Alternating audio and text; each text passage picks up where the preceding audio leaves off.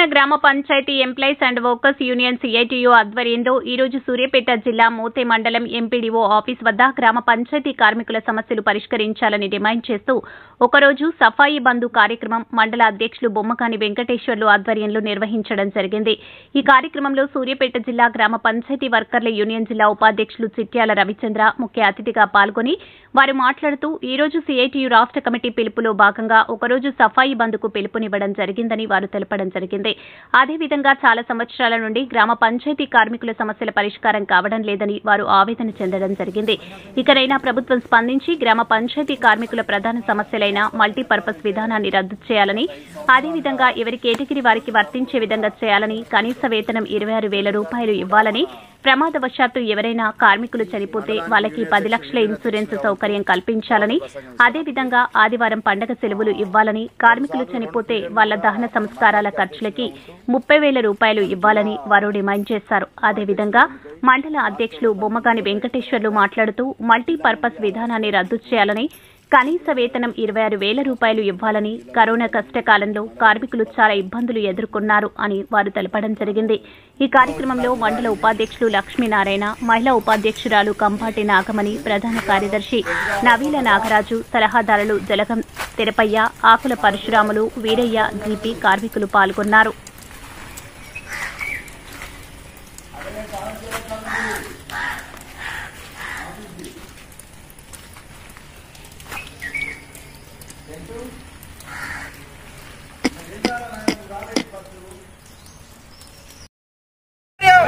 కల్పించాలి పిఎఫ్ఈఎస్ఐ సౌకర్యం, కల్పించాలి ప్రమాద బీమా సౌకర్యం, కల్పించాలి ప్రమాద బీమా సౌకర్యం, ఇవ్వాలి ఆదివారం పండుగ సెలవులు, ఇవ్వాలి ఆదివారం పండుగ సెలవులు.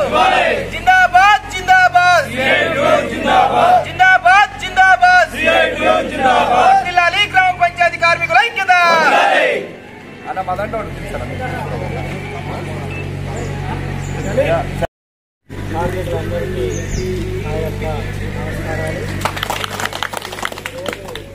తెలంగాణ గ్రామ పంచాయతీ అండ్ వర్కర్స్ సిఐటి మరియు సంస్థగా మనం రాష్ట్ర వ్యాప్తంగా ఒకరోజు సమ్మెలో భాగంగా ఈరోజు మన ఎంఓ గారి ఆఫీసు ముందు ధర్నా చేయడానికి ఒకరోజు సఫాయి బంద్ అనేటువంటి కార్యక్రమంలో భాగంగా మనం ఈరోజు ఎంఓ గారి ఆఫీసు ముందు చేసుకొని చూస్తున్నాం.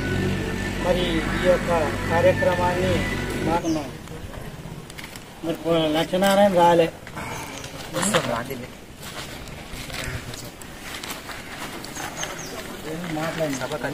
సఖి కూర్చోన్నా సభా అధ్యక్షుడు ఇక మాట్లాడినాక నేను చెప్తున్నాను. కూర్చో లేకుండా ఇలా కన్నా సఖి కూర్చో. ఇంకా ఉండేది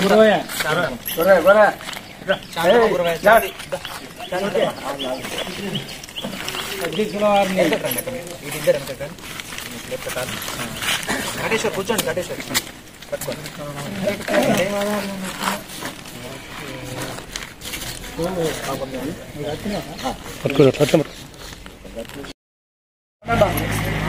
మాలోడు నుంచి ఒక దండన్నా, రాయపాటి నుంచి ఒక రావచ్చు, రాయపాటి నుంచి ఒక దండ, మాలోడు నుంచి ఒక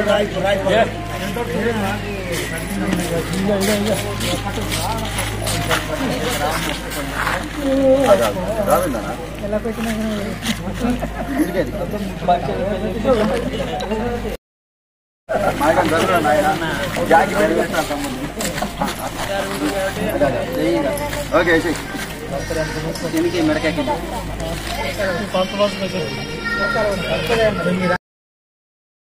చేయాలన్నా. ఇలా మనం ఏ పని ముందు పడుతుందంటే పట్టుకోండి మీరు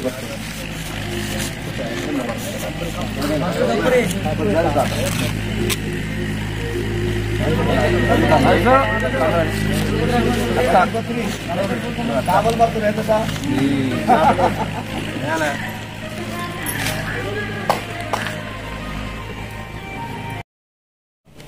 నేను వాటర్ మెన్గా పనిచేస్తున్నా. రెయ్యి బగలు పనిచేస్తున్నాం. మాకు జీతాలు, జీవిత బీమా లేదు, ఇన్సూరెన్స్ కల్పించాలి. సాలి సాలని జీతాలతో కుటుంబం ఇబ్బంది పడుతుంది. కాబట్టి గవర్నమెంట్ ని కనీసమైన వేతనం ఇవ్వాలని కోరుతున్నాం. గ్రామ పంచాయతీ వర్కర్స్ ఈ ఒక్కరోజు సమ్మెలో భాగంగా ఈ మూత ఎంపీడీ ఆఫీస్ ముందు టెంట్తో ధర్నా చేయడం జరుగుతుంది. మా గ్రామ పంచాయతీ వర్కర్లు ఈ చాలని జీతాలతోటి అనేక అవకతవకలు పడుతున్నారు. ఈ ప్రభుత్వం పోయిన ప్రభుత్వం చేసిన విధానాన్ని దాని భాగంగా మల్టీపర్పస్ విధానాన్ని తీసుకొచ్చి ట్రాక్టర్ డ్రైవర్ రానులను కూడా ట్రాక్టర్ డ్రైవర్ తోలవని పెడితే ఎంతోమంది కార్మికులు బలైన సంఘటన తెలిసిన విషయమే. ఈ యొక్క గ్రామ పంచాయతీలో పనిచేసే ప్రతి వ్యక్తి ఏ కేటగిరీకి సంబంధించి ఉందో వాళ్ళని అదే కేటగిరీ పని చేపియాలని ఈ యొక్క కాంగ్రెస్ గవర్నమెంట్ని కోరటం జరుగుతుంది.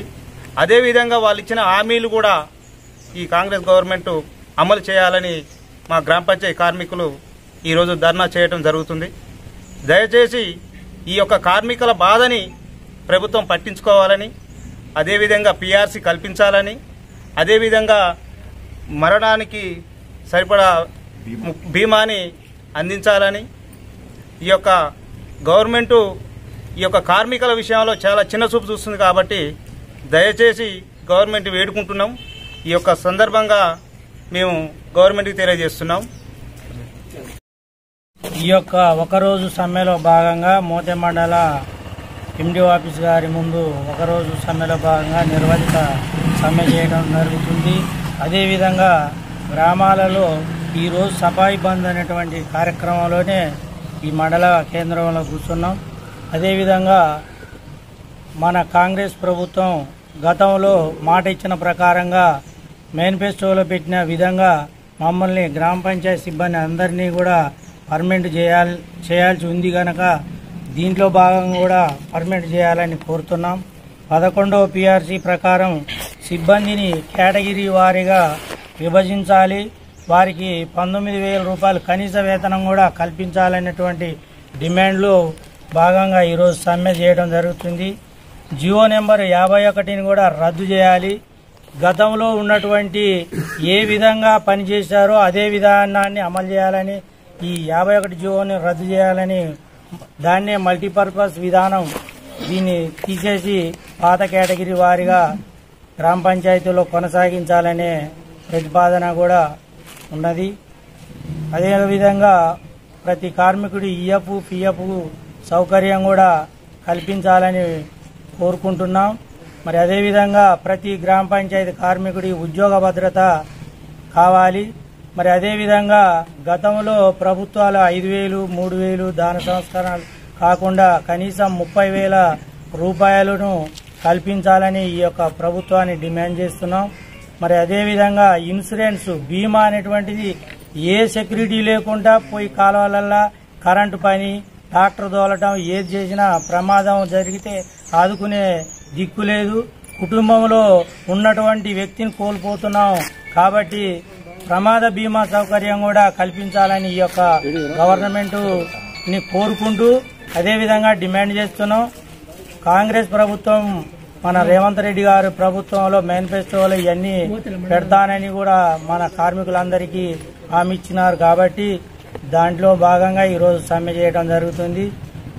కావున ఈ యొక్క మా యొక్క డిమాండ్లను ప్రభుత్వానికి తెలియజేయాలని కోరుతున్నాం.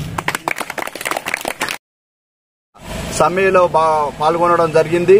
అదేవిధంగా ప్రభుత్వాన్ని మోతే మండల కార్మికుల యూనియన్ తరపు నుండి డిమాండ్ చేస్తున్నాం. మాకు గ్రామ పంచాయతీ కార్మికులు ఎవరైనా స్తంభం నుండి పడి చనిపోయినట్టయితే వారికి ఎటువంటి ప్రమాద బీమా సౌకర్యం లేదు.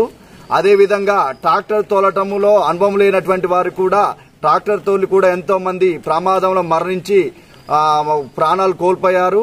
అటువంటి వారికి కూడా లైసెన్సులు లేకుండా కూడా చాలా మంది ఉన్నారు. అటువంటి వారికి తక్షణమే లైసెన్సులు ఇప్పించి అనుభవం ఉన్న వారికే ట్రాక్టర్ బాధ్యతలు అప్పచెప్పవలసిందిగా కోరుతున్నాం.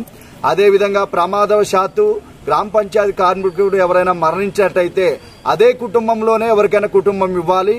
అదేవిధంగా వయసు పైబడిందన్న సాగుతో గ్రామ పంచాయతీ కార్మికుడిని ఎవరైనా ఉద్యోగం నుండి పక్కకు తప్పియాలని గనక చూసినట్లయితే అదేవిధంగా అదే కుటుంబంలో వారికే ఉద్యోగాన్ని ఇచ్చే విధంగా గవర్నమెంట్ చర్యలు తీసుకోవాలి.